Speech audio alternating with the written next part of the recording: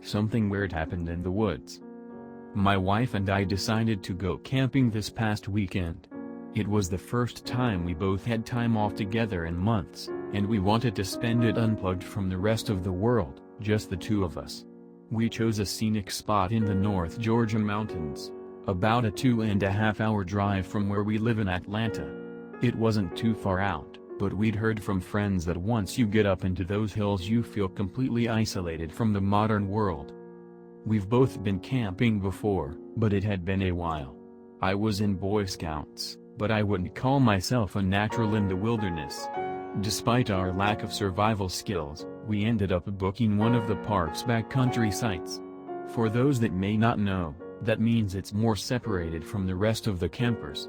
There is no electricity or water and you have to hike a fair bit to get there. You feel like you are really on your own that way. Our site, in particular, was very wooded and felt particularly isolating, in a good way. Or, at least, that's what we thought at first. We got there early in the day because we wanted to make sure we had plenty of time to unpack and set up camp. We also wanted to get in some good hiking while there was plenty of daylight out.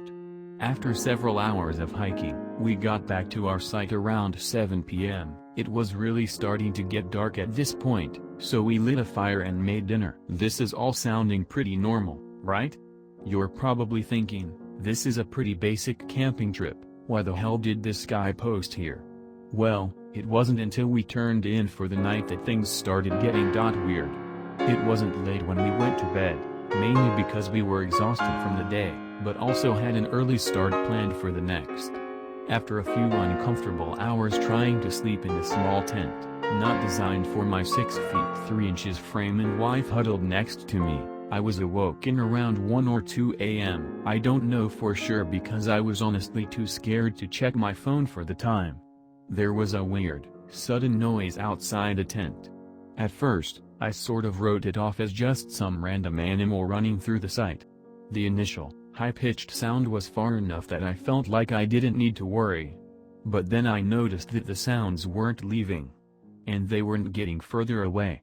Suddenly, startling squeals interrupted by the sound of leaves being trampled, like something was running between our stuff, broke the sharp silence of the woods. At this point, I'm pretty awake. I laid there, still, wanting to make sure that whatever it was didn't get into any of our stuff. But also worried just enough to not dare reach for the zipper on our tent door. I started listening more closely and began to notice different variations in the sounds. Like, all of a sudden, all movement would stop, and I could hear light, slow sniffing. Like it was trying to memorize our scent. I was getting used to the faint sniffing sound, only to be surprised by the sound of rushing, determined footsteps barreling towards the tent. They stopped just short of the spot where the top of my head grazed the tent wall. It started to sniff again. I could now feel something, its nose probably, pressing against the thin wall. Now that it was closer, I could sort of make out its size. About that of a large dog. Like a German Shepherd. Maybe bigger? Maybe someone's dog got out, and was running between the campsites? Hard to tell while you are holding your breath and keeping one eye shut tight. Then the sniffing stopped. I heard feet shuffle back quickly away from the tent as if it had gotten a whiff of something it didn't like. Me? That's when it started growling. The growl is sort of hard to explain. It wasn't a dog. That's for sure. The best way I can describe it is like a cat who is pissed off, but much lower in pitch. Too low, maybe, for a cat. Almost like the guttural sounds of a wild hog. But even that wasn't quite right. And it wouldn't stop. Over and over it growled. At me? It felt like forever. Now my mind was racing. I didn't know what to do. Should I try and scare it? Make lots of noise? Maybe there's something in my tent I can grab to use as a weapon? I thought about everything within reach. My flashlight was within my finger's length, and my backpack against the wall by my feet. I knew I had a knife in there, but I didn't think I'd be able to get to it without making a lot of noise. Probably too much noise. The next few moments I think I will remember for the rest of my life. The creature started moving again, only this time slowly. It circled the tent, like a lion stalking its prey. stopping every once and a while to get a sniff in here and there. I think it was getting its bearings, you know? Trying to figure out where the smell was strongest. It made a full circle right back to where my head was pressed against the wall. The growling sounded even more irritated, even more guttural. I know my wife is awake now. I feel her hand working down my arm, before wrapping her fingers around my wrist in a death grip. It was then I realized the creature outside was now pressing against the wall. I could make out a shallow hole and points through the thin fabric, teeth. Lots of them. It began to lick at the tent wall, grazing its teeth on the fabric. Like it just wanted a taste. The next thing that happened is the real reason I had to post here. After what felt like forever, but was probably only a couple moments, the creature stopped. Just, completely stopped. It stopped growling. It stopped moving. For all I knew, it was just standing there outside the tent thinking about its next move. I braced for something, I wasn't sure what. But I just continued lying there. Waiting. Was it about to pounce? Was it done? As the seconds ticked on, my fear dissolved into anger. I was sick of lying here, pathetic, simply waiting for something to happen to us. In a moment of dumb bravery, I grabbed my light and my backpack, thinking maybe I could use it as a shield, and ripped open the tent door. I stepped out and waved my light around the campsite. I saw nothing.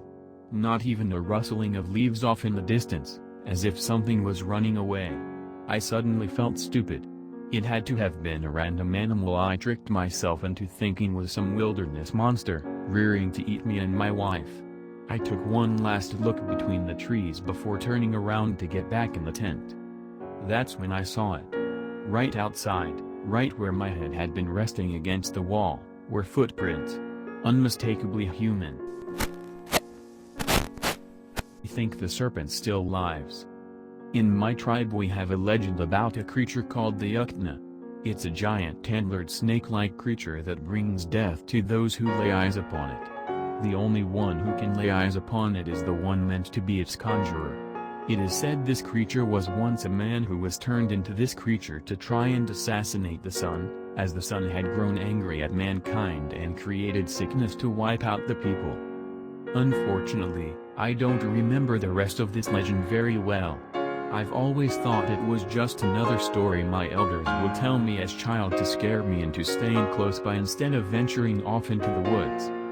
Recently we've been hearing about people going missing, I think most of them tourists. From what I can tell, they all went missing when hiking or camping or whatever in our national park. My tribe lives in the mountains, so there's plenty of forest and mountain range to explore and get lost in. Not to mention we have bears, coyotes, bobcats, and snakes, mostly copperheads and rattlesnakes, so I thought it was very likely that some of these animals could have been the culprits. I do not believe so now. Several weeks ago, my husband Tim talked me into going camping with him. I was hesitant because of the missing people. I'm also not the most outdoorsy type, but he insisted he knew what he was doing, as he spent most of his youth hiking and camping with his uncles.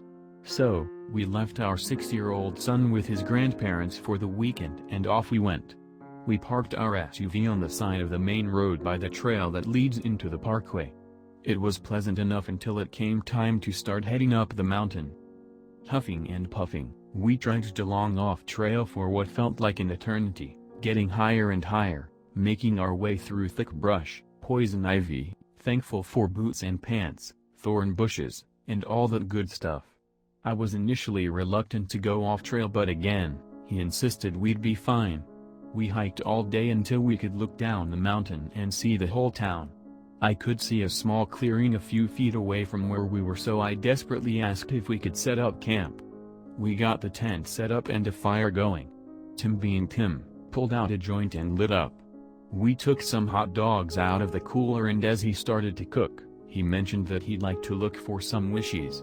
Wishies are a type of wild mushroom that grow around here. It's a very popular food amongst locals. I told him we could look for some in the morning, as I was very tired and ready to sleep after we ate. The next morning, we walked off from the campsite, looking for these mushrooms he so craved. We found a few, so we eagerly kept looking for more. Tim lit up another J as I was scouring the ground. We walked off in different directions and I came upon what looked like a white, transparent-looking piece of cloth. Upon closer inspection, I realized it wasn't cloth, it was snakeskin. "Better be careful," I called out to Tim. "I just found some snakeskin." It was then that I looked up and saw it, more snakeskin, but this piece was huge. I've seen anacondas and boa constrictors up close before at zoos and nature centers, but this skin made them look minuscule. Behind it was more skin, intact. It was so long I couldn't see where it ended. I immediately remembered reading something about the titanoboa a few days prior, so a voice in the back of my mind joked that it must still exist. "OMG, honey, you need to come look at this," I yelled to Tim. He hurried over and his jaw dropped. What in the actual fuck?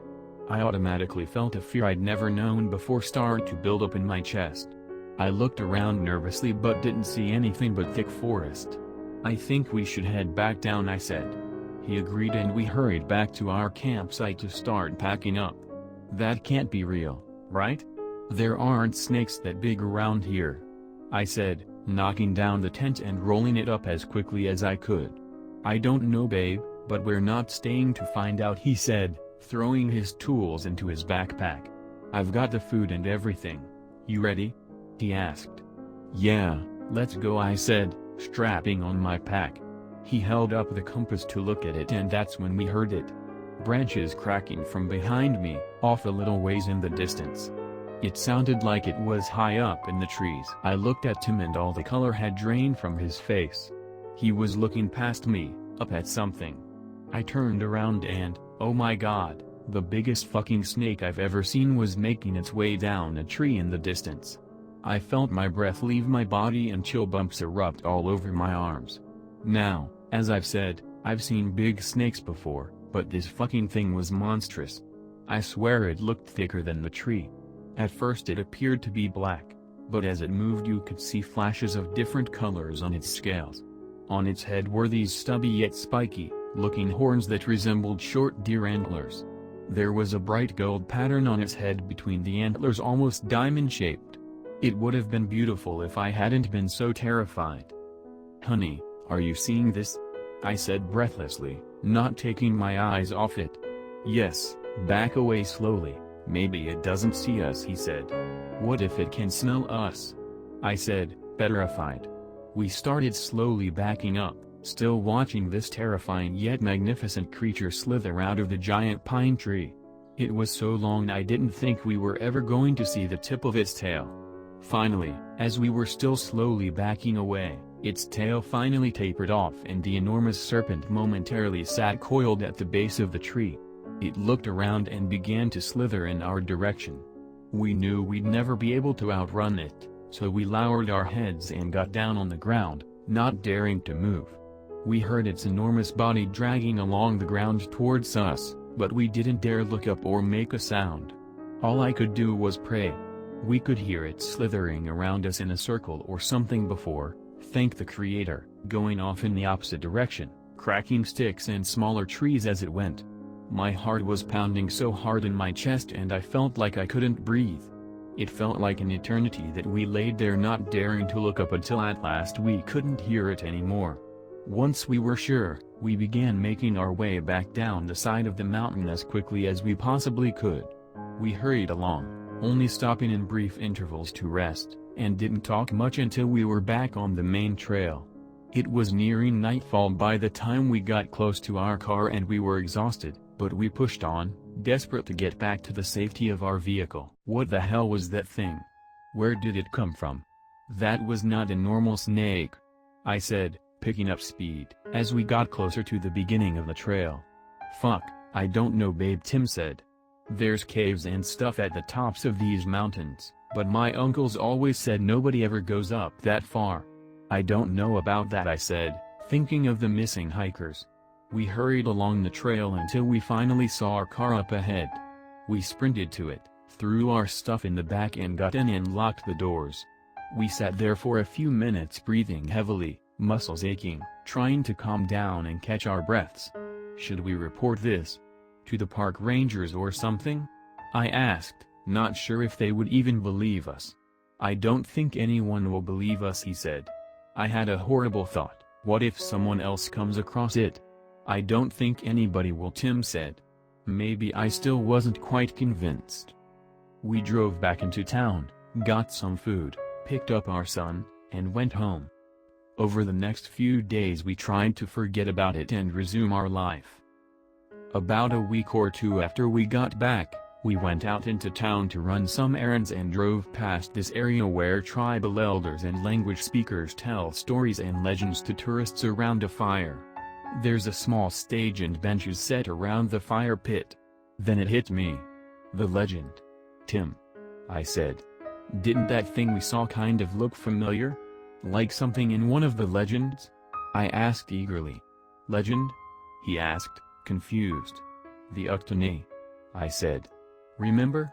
The giant serpent. The one they used to tell us as kids." He thought for a moment. It couldn't be, but... He trailed off. "Why didn't it attack us or eat us or whatever?" he asked. "I have no clue," I replied. "I doused that fire just before it came down the tree. Maybe it doesn't like smoke," he said. "I was also smoking up there. Maybe.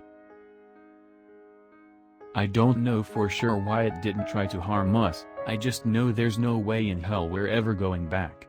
We decided not to tell anyone we know because come on. They'd think we're crazy, right?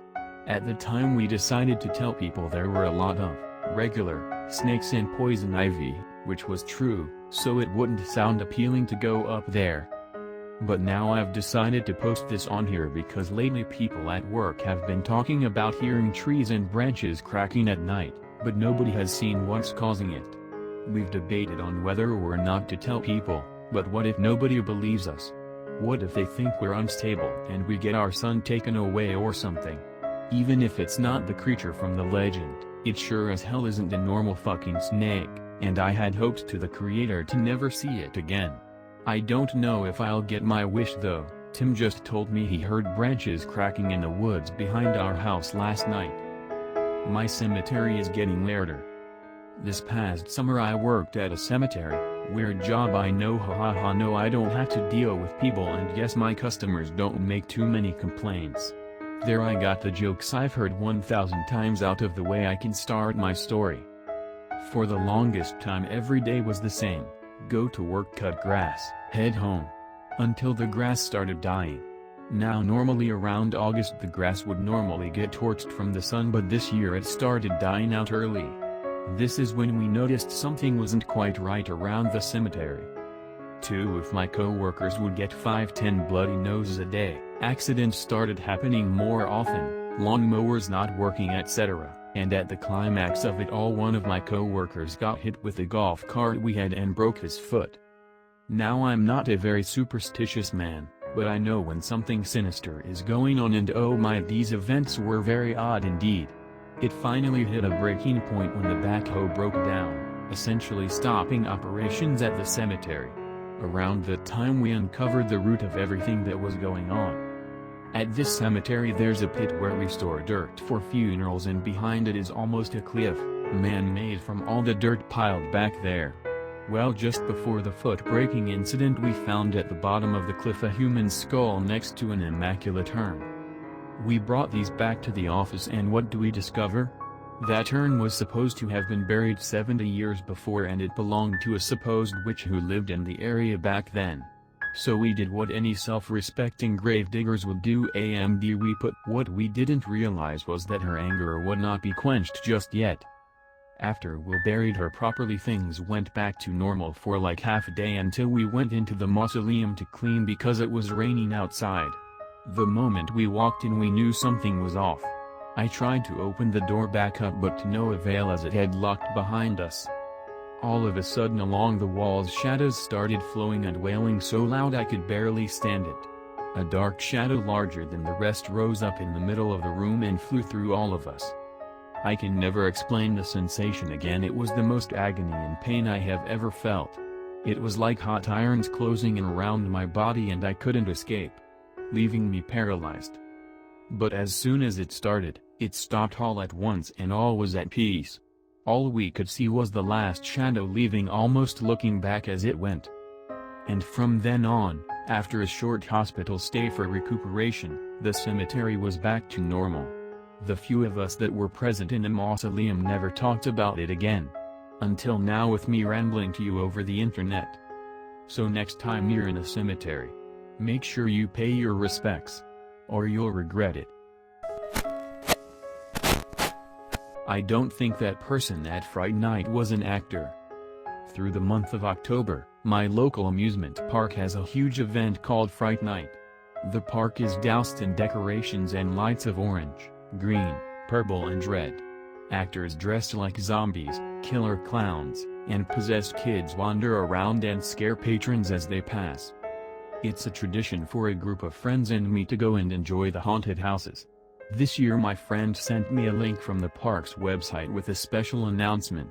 Anyone going to Fright Night could win a free season pass for next year if they took a picture of 30 actors in the park, not counting those in the haunted house. Now recently the prices for tickets have spiked to the extreme price of $50 a pop, and tossing that on top of the expense of amusement park food and a quarter of my paycheck, poof! Gone, baby, gone. Since I've put myself on a budget so I can move out of my parents' house and get a place of my own before I turn 25, I'm 23 now, I've pretty much cut having fun out of my life if it goes above $20. I accept your challenge, greedy amusement park. We went one rainy Saturday night and I let my friends know about the offer. In the beginning, it was easy as pie, as the tunnel which leads to the park has almost a dozen actors creeping in the thick artificial fog. 11 pictures so far, only 19 to go. Unfortunately, the further into the park we went, the fewer actors there were scattered throughout. After the first 2 haunted houses, only 5 more photos were added to the collection. I wasn't too worried since I still had a few hours to find 14 actors. I got a bit more successful in the next 2 hours, but I got a lot of repeat pictures and some offended normals who I might have thought were zombies just because of a deep limp or strikingly pale skin. I apologized and kept it moving. A little more than an hour left and I had 26. My friends aimed for another haunted house with a long, curving line that had to be at least a 20-minute wait. I told them I'd skip this one and use the time to hunt down the last few actors, that way the rest of the night I could just relax. I wandered around the foggy park, looking in every corner and really eyeing some of the hooded figures who walked by. I had walked into the side of the park where a haunted attraction was closed due to the rain and traffic was minimal. The noise of the park, playful music and laughing groups of people, echoed down the dimly lit path. I wasn't really paying attention, doubtful any actors were there looking for people to spook, when I heard a rustling sound. There was a closed-off children's coaster where a tiny train would go in circles. Tall straws of hay blocked it off, but you could still see between some gaps, and I peeked through to see a dark figure crouched on the ground. Honestly, at the time I thought an actor was taking a break. For a second I wasn't going to take a photo since it might be intrusive, but I was so close to 30 and if I gave up I would have completely wasted this night, and money, for nothing. I angled my phone until there weren't any strands of hay in the way of the camera and tapped the button. It flashed twice but it was too fast to get a look at the figure. Whoever it was, though, jerked at the flash, jumped up and charged the wall of hay like a linebacker. I dashed down the wet pathway as the sound as heavy, stomping feet chased me. I nearly crashed into a group of friends as I entered the busy part of the park, and I looked behind me to just see groups of friends roaming around. My phone buzzed with a message from my friends saying they were at the potato patch waiting for me.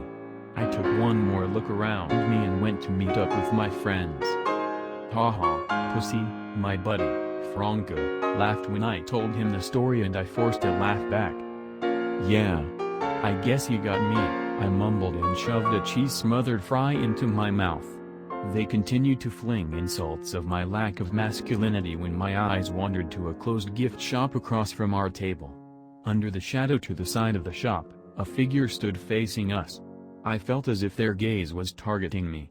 I wanted to point it out, but I knew my friends would just bag on me again, so I tried not to notice as I continued to eat. By the time we finished and headed to the last attraction, they were still standing there, completely still like a mannequin. The last haunted house was called the Maze of Shadows.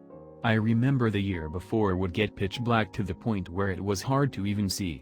We huddled together as we entered the thick fog of the maze.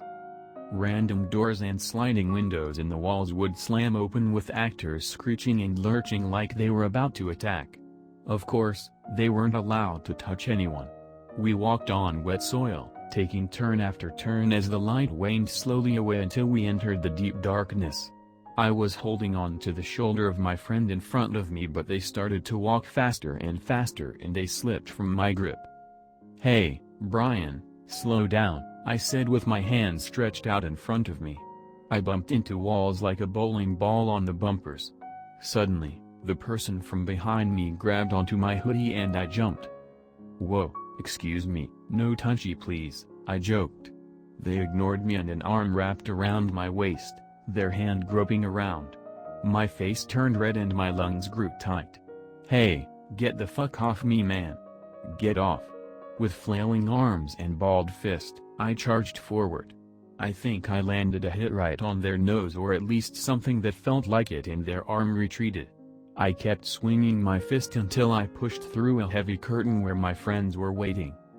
"Dude, seriously?" Brian laughed. "Have you always been this much of a baby?" Everyone laughed until I told them someone was groping me, which made them freeze. Weirdly, though, no one came out behind us. After waiting for 5 minutes wanting to confront the person, we finally walked to the entrance to see they had placed a sign reading "Closed." We must have been the last group to go in. I wonder if it was an actor? Franco guessed, and I got a queasy feeling thinking about that figure I saw. Should we report it? I mean, that's against the rules and assault, Brian said. Whatever, let's just go. I still need 3 more pictures and it's free rides all next summer, I said with forced enthusiasm and started walking to the entrance, forcing the cold feeling on my back away. Luckily I got 5 more photos as we exited the park. Maybe there would be a bonus gift if you got more than 30. Brian dropped me off at home and I flopped onto my bed, pulling my phone out my hoodie pocket to open Instagram, where I had to post the photos with a special hashtag. As I tapped the photos I noticed one I didn't recognize. Then I thought, I never looked at the picture of that figure behind the hay wall. I went to my photos to get a better look at the enlarged image. The figure was slim and wore a hooded, black trench coat with white high-top sneakers and dark blue jeans. They were facing away from the camera but hovered over something that still is burned into my mind a week later. The body of a young girl laid on the wet ground. Part of her pale face was held between the figure's fingers like a piece of tissue as they cut it off with a knife. Half of her blood-covered skull was exposed, along with her huge eye with a green iris that I could still see in my mind, staring directly at me. I deleted the photo. I wish I hadn't, so I could show the police what I saw.